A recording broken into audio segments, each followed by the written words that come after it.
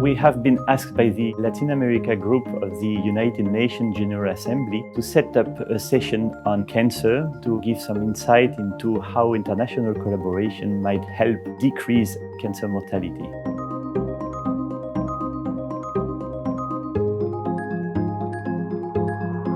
We chose cervical cancer first because it is the second cause of cancer death in women worldwide and number one in many countries, and because there are very efficient ways to decrease mortality. It's a unique moment to discuss between specialists of different aspects of this disease. A rare disease in developed countries, because we have developed since a long time now effective screening policies and more recently vaccination programs, but it's a major public health issue in low and middle income countries. Specifically in East Africa, cervical cancer is becoming an emergency. In Tanzania, we have 40,000 new cancer cases every year, and the mortality is over 30%.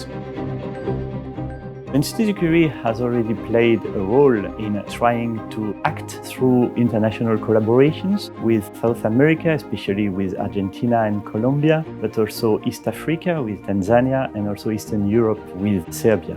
Actually, what they do is to help in technological point of view, training and raising awareness of cancer of the cervix, screening and treatment. And we see that presentation of the facts will allow the United Nations to see how resources can be allocated to these highly affected countries.